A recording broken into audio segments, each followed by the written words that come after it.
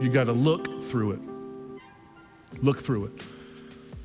When I flip through the past, I can look through my present. This is what happened when Elisha was with his servant. Remember this story?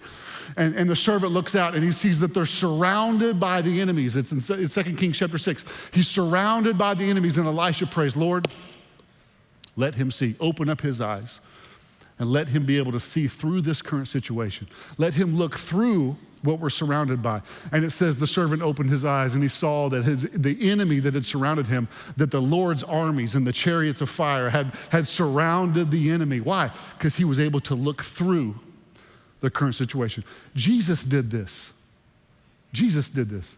In the book of Hebrews, it says, for the joy set before him, he endured the it.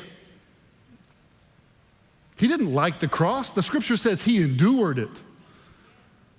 He prayed that the Father would, Lord, if there's any way that this cup could pass from me, please, but not my will. I'm willing to walk through the fire. I'm willing to walk through the river. I'm willing for the joy set before me. I can look past my situation and I can see the joy on the other side. What's he doing? He's looking through it.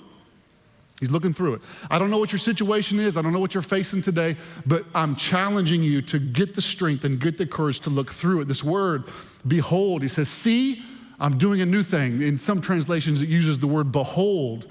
The word behold is the Hebrew word chazah. You have to spit. Sorry, guys. Just spit when you say that. This word chazah means what? It means to perceive with inner vision. Don't just use your physical eyes. Like Pastor Mark was communicating. There's a whole nother realm. It was an amazing message. You use a different set of eyes. I love Abraham had this ability. Abraham had an inner vision. It shows us this in Romans 4:18.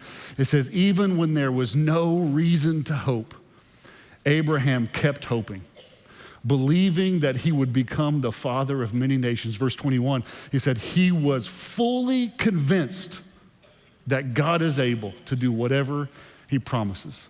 And God brought you to this conference to build your faith, to let you know that no matter how hot the fire is and no matter how deep the waters is, you're gonna get through it. You're gonna get through it. Last but not least, let me show you one more thing.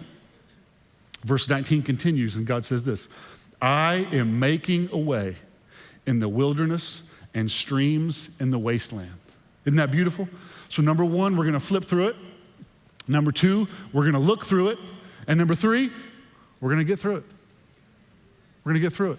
This is God's promise. And I love this passage because it says God is declaring, I am making a way.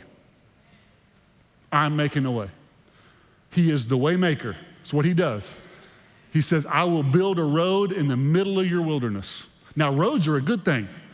Have you ever been stuck in the woods or lost in the woods and you stumble upon a road? You know what a road means? I'm not too far from something. If I follow it this way, I'll find something. If I follow it, both are gonna lead to something. And God's saying, I'm gonna bring a road right into the middle of your wilderness. I'm making a way. It's like when my kids were at restaurants, right? Our kids are used to fast food. Everything's fast, everything's microwave, it's fast. We'll actually go to a sit-down restaurant. You know, if you have kids, you're like, we're not doing that very often, but sometimes we'll do it. And the kids are like, where's my food? What's taking so long? And we have to explain to them, no, listen, this is a different kind of food. They're cooking it. But we'll convince them, listen, I know it takes a little bit longer, but it's so much better. So much better. If you'll just wait. They're cooking up something good. Can I tell you something? I know the fire's hot. I know the rivers are raging, but can I tell you that the master chef is cooking up something good? If you will just be patient and know that he's working, he's a way maker, he's doing something behind the scenes that you don't know.